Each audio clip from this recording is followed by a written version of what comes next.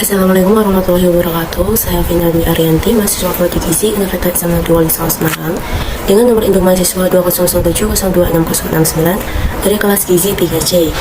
Dalam video kali ini saya akan mempresentasikan mengenai praktik lapangan, yaitu tentang food recall dan food record 1x24 jam. Video ini disusun guna memenuhi tugas mata kuliah penilaian konsumsi pangan yang diampu oleh Bapak Angga Hardiansyah, SGZ, MSI. Yang pertama, bisa disimak latar belakang dari dilaksanakannya survei konsumsi pangan ini.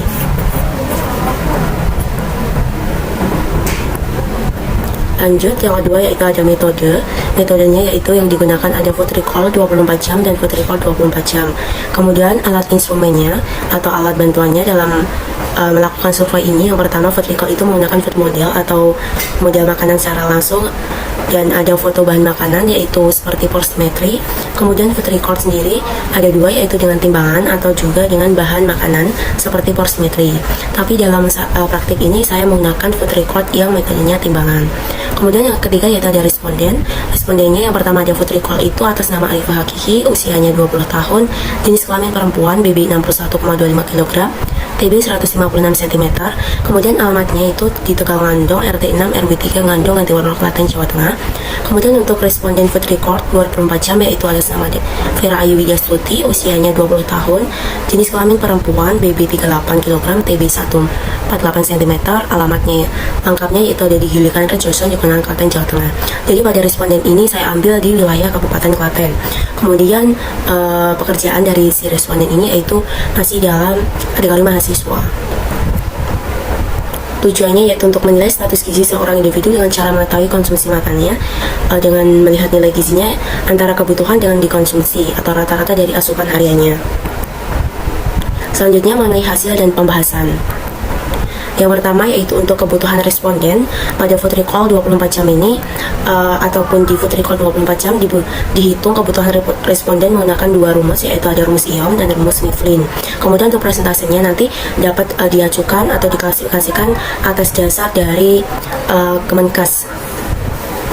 Yang pertama ada rumus IOM, didapatkan bahwa kebutuhan energi pada responden food recall ini yaitu ada 2012,616 kilokalori, kemudian kebutuhan protein 75,47 gram, kebutuhan lemak 55,91, dan kebutuhan karbohidratnya 301,89 gram.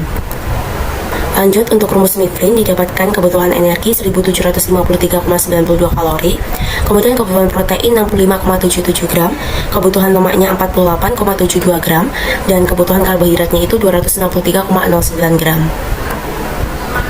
Untuk yang kedua yaitu ada food record 24 jam. Untuk responden ini didapatkan dari rumus IOM itu kebutuhan energinya 1872,09 kalori, kemudian kebutuhan protein 70,2 gram, kebutuhan lemak 52 gram, dan kebutuhan karbohidratnya 280,8 gram. Lalu untuk rumus Mifflin, energinya didapatkan yaitu sebesar 1578,24 kalori, kemudian kebutuhan protein 59,18 gram, kebutuhan lemak 43,84 gram, dan kebutuhan karbohidratnya 236,74 gram. Lalu ke hasil perhitungan responden atau hasil dari asupan yang saya recall dan record yaitu bisa dilihat dalam slide berikut ini. Pada responden ini ada makan pagi, selingan siang, kemudian ada makan siang, selingan sore, makan malam, dan ditutup dengan selingan malam lagi.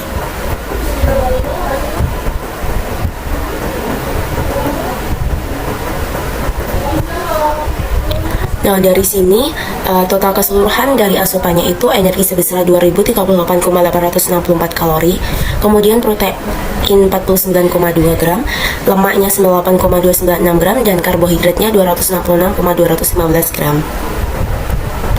Lanjut pada food record 24 jam sama, yaitu hanya pada responden ini mengkonsumsinya sampai ke makan malam. Pada selingan malam, pada saat diadakan food record 24 jam ini responden tidak melakukan selingan malam. Dan perlu diketahui responden ini jarang untuk makan nasi juga, karena dia agak susah atau memang tidak suka dengan nasi. Jadi cuma beberapa waktu aja nasi itu dikonsumsi oleh si responden ini. Bisa dilihat dalam slide video berikut ini.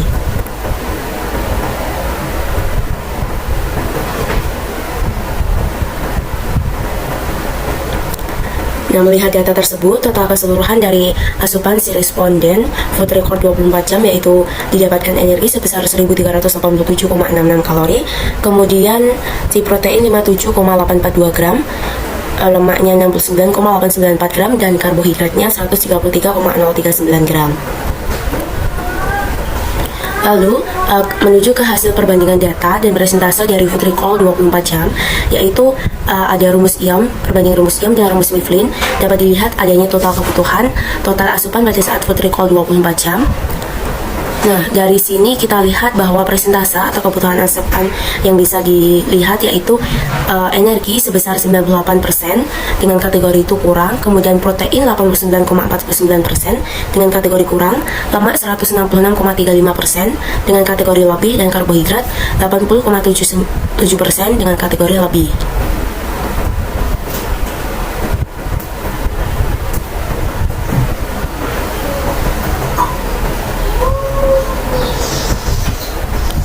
Pada kategori atau klasifikasi dari persentase ini didasarkan oleh cut-off dari SDT 2014 oleh Kemenkes, di mana energi itu masuk kategori kurang dengan persentase sekitar 70 sampai kurang dari 100%. Kemudian protein itu dengan kategori kurang juga pada persentase 80 sampai kurang dari 100%.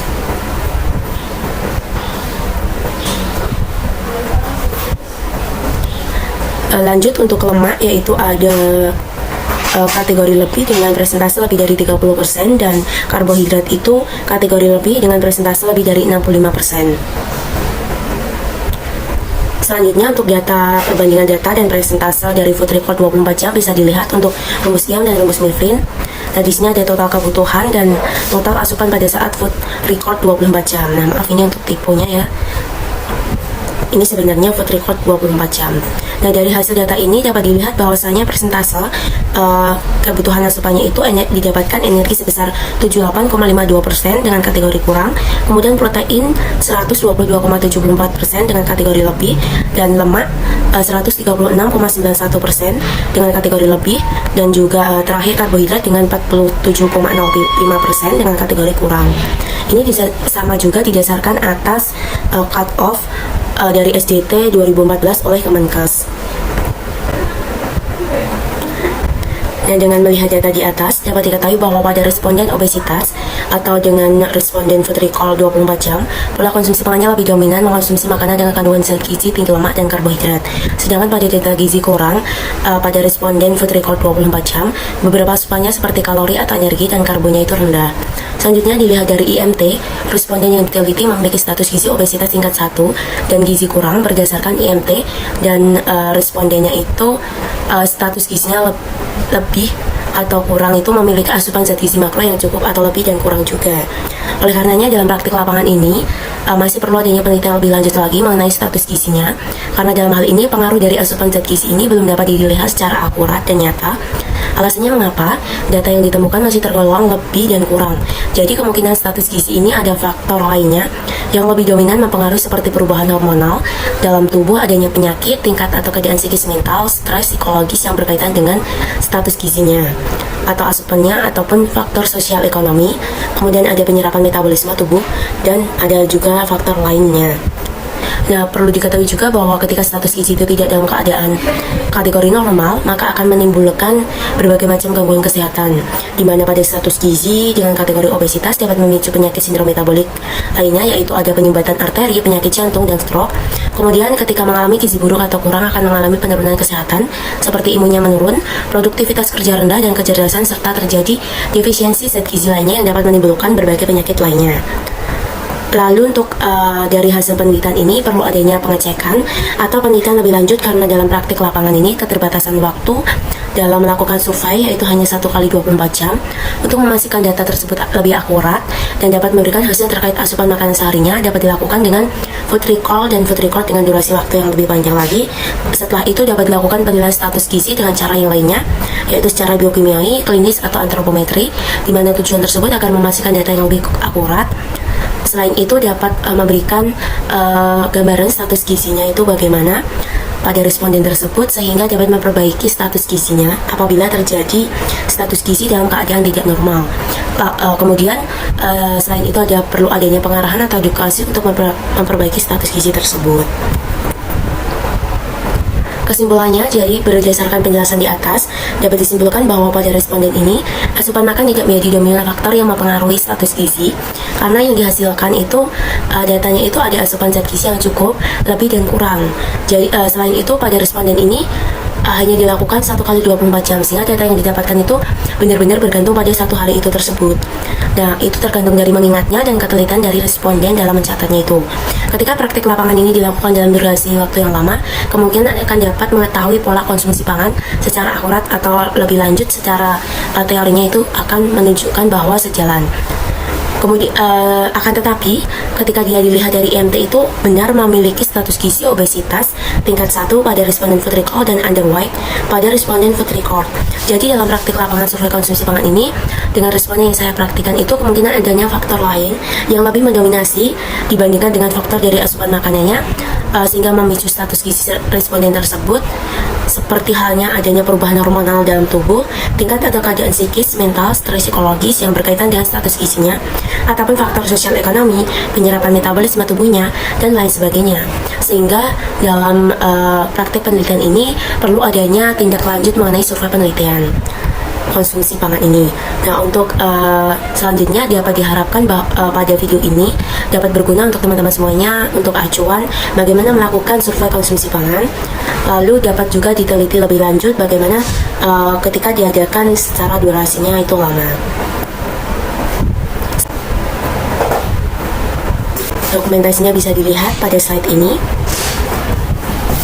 Dan sekian dari saya. Apabila ada salahnya, saya mohon maaf.